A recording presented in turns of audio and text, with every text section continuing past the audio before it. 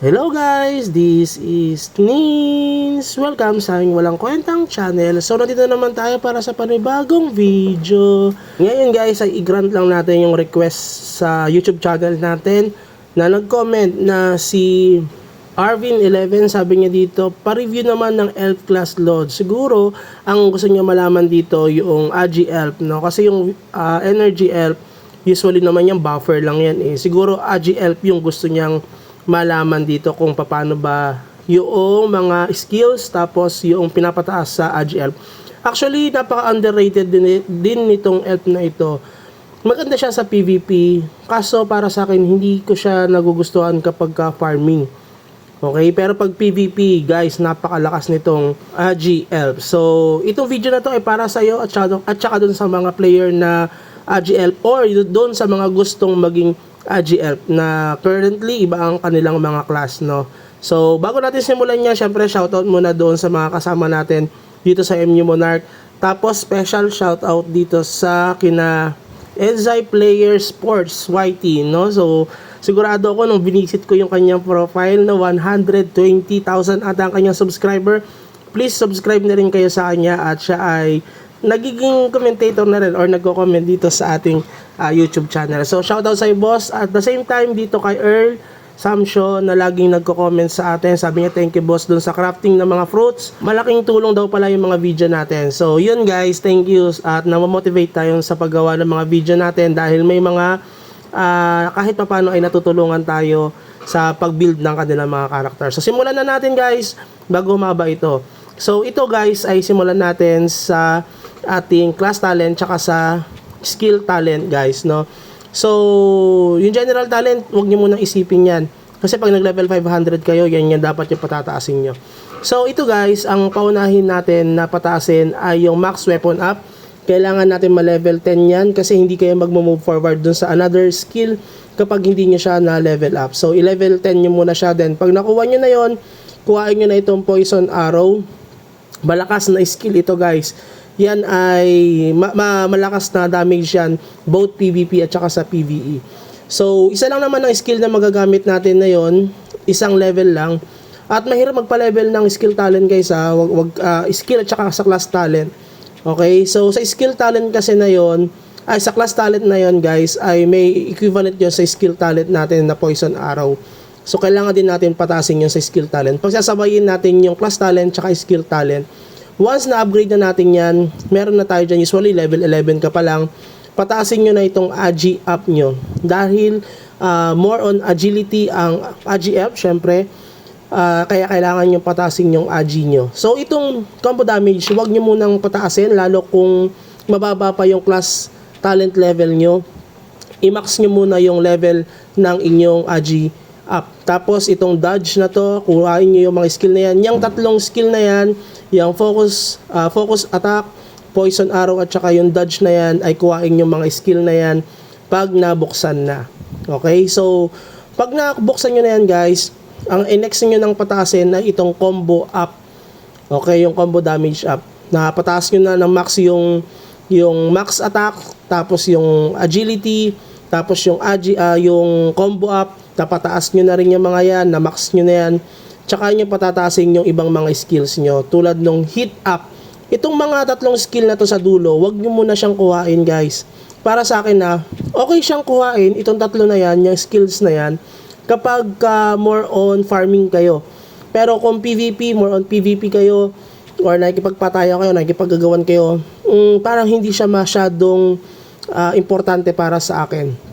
Okay siya, tataas yung skills nyo, pero mas importante kasi itong mga basic skills or stats na matadagdag sa atin kapag ito yung inuna natin. So, after nyo makumpleto yung tatlo, tapos na level 10 nyo na itong combo up, i-next nyo na itong hit up. Itong hit up na yan, napaka-importante niyan sa level 700. 600 nga actually. 600, 700, 800. Bakit? Kasi sa hit up na yan, dyan tatagos yung mga damage natin. The more na mababa ang hit up natin, tapos ang taas ng agility or ng defense success rate ng kalaban natin, hindi papasok yung mga damage natin. Then afterwards, napataas nyo na, tsaka nyo pataasin itong minimum attack damage na yan. Okay, wag nyo na masyadong intindihin yung iba. Napakatagal pa levelin yung class talent na yan. So, sinasabi ko sa inyo ito para kahit paano ay hindi kayo magkamali sa pagpapataas ng character nyo. Anyway, this is only a reference, no, para sa mga GF dyan. Tapos, dito sa skill talents, wag nyo nang patasin yung ibang skill. Unahin nyo muna itong poison arrow. Maganda itong poison arrow na to, both PvP at saka sa PvE. Okay, kung makikita nyo yung skills niyan, especially lalo kapag parang penetration ang tawag dyan, no? Yung poison arrow na yan, may mga increase target damage tayo sa kalaban, at pag napalevel nyo yan sa level 5, tapos may tier 1, 2, 3 na yan, na max nyo yan, ay may magandang bigay na damage sa atin, at malaking tulong yan para sa atin sa ating character sa both PvP at saka PvE. Tapos once na napalevel nyo yan, ito na yung sikreto ng AGL kung bakit hirap na hirap akong ubusin ang kanilang buhay, at kung bakit laging miss sila palagi kapag ina-attackin natin sila. Okay? Hindi yung skill na yan, yung poison arrow na yan, pinapakita ko lang sa inyo dahil yan yung patataasin natin. Yan yung mga damage. Kapag based on damage ka pa lang, dyan, once na nakompleto nyo na yan hanggang T13 at T3 na yan, ay dito na kayo sa dodge. Ito yung isa sa mga reason kung bakit hirap na hirap akong patayin ang mga AGL. The more na makompleto nyo itong hanggang pangatlo na yan, okay, hanggang tier 3 na yan, guys, napakakunat ng karakter nyo. Hindi naman sobrang kunat dahil nga, ang ano lang doon ay madalas lang mag-miss yung mga attack sa mga kalaban. Ay, madalas mag-miss yung mga attack sa inyo. Ako, wizard ako, guys, na mataas ang aking attack up. Tapos, mataas din ang ating damage.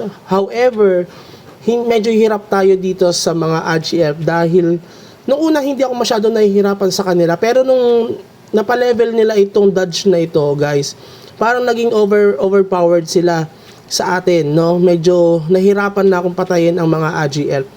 Papakita ko sa inyo yung isa na nakalaban natin na hirap tayo. So, once na pataas niya yan, yung tier 3 na yan, guys, na dodge skill na yan, ay grabe, napakalakas na ng karakter nyo, guys. Napakahirap patayin na ng karakter nyo dahil madalas nagmi-miss yung attack ng kalaban. Lalo kung hindi nila pinataas yung hit up nila, madalas ang miss ng attack nila sa inyo, guys. So kung mapapansin nyo dito, papakita ko sa inyo yung nakalaban natin na AGL. Okay, tayo ay wizard na top 54, 52, pero yung AG dito ay nasa top 56 lang, no? Si Amya, yan, 52 tayo, guys, at maganda naman yung set natin at yung fluorides natin. Pero hirap na hirap ako ditong patayin. Tignan nyo, guys, hindi siya perfect option, unti lang yung kanyang option na kanyang set. Tapos yung fluorides niya ay medyo mababa pa, may level 9, level 10, at mix pa, mayroong ice at saka fire fluorides. Pero para sa akin, okay ang ice fluorides tapos samahan mo ng wind fluorides. Okay? Yun yung para sa akin. Kung gusto nyo pala ng deeper review about dito sa skill talent, sa stats niya, sa skill evolution niya, at saka doon sa fluorides niya, mag-comment lang kayo sa ating comment section sa baba para kahit paano ay mas ma-motivate tayo sa paggawa pa ng mga video. Or bigyan natin ng part 2 itong AGL review na yan. Kasi masyado mahaba pagka ni-review natin ng buo ito. So yan, nag-fire fluoride siya, pero ito, guys, ay hirap na hirap akong patayin si Amya. Okay, may chances pa nga na natatalo niya tayo. To think na mataas na yung ating mga fluorides, tapos almost perfect option na yung ating mga set. Okay? Ito si Kokey, talagang lusaw ako dyan. Okay, naka 6 gen na yung kanyang wing. 6 ata yan o 5. Pero parang 6 na yung wing na yan. Yan ay napakalakas na, guys. Mix din yung kanyang fluorides, ice at saka fire fluorides. Okay, more on damage siya kasi nga napakakunat na ng AGL. Hindi dahil sobrang tigas nila, kundi madalas mag-miss yung attack ng kalaban sa kanila. Especially sa PvP. Hindi pumapasok yung kahit gaano kalakas ang damage mo, kung miss lang naman para sa kanila, wala rin kwenta yung ating attack, no? So yan yung reason kung bakit ang lakas ng mga AGL sa late game, dahil sa mga skills nila, sa skill talents. Okay, so yung skill evolution na yan, ipapakita ko na lang sa inyo sa susunod pag nagustuhan nyo itong video na ito. Pero para sa akin, sa una, medyo pangit ang AG-Elf. Okay? Maraming mga players na hindi nag-AG-Elf sa una dahil nga mahirap magpa-level. Pero, kapag napataas nyo na itong inyong class talent at saka ang skill talent, Diyos ko po, napakalakas ng AG-Elf. Sobrang lakas ng AG-Elf. Yung Wizard at saka yung EMG, malakas sa early game, pero pag nag-late game na guys, parang pinupulbos lang sila ng AG-Elf at ng mga Blade Knight. Yung Blade Knight, grabe, napakalakas nila, sobra. Kahit mababa ang kanilang level, ang lakas ng Blade Knight. Pero, kayang-kayang tapatan ng AG-Elf yan dahil nga, konti lang ang skill ng Blade Knight, tapos magmi-miss pa dito sa AG-Elf. Kaya, isa sa mga pang-counter dito sa mga Blade Knight ay itong mga AG-Elf. Okay, once na napataas nyo itong skill talent niyan, nako, sobrang lakas na ng karakter nyo, especially yung dodge.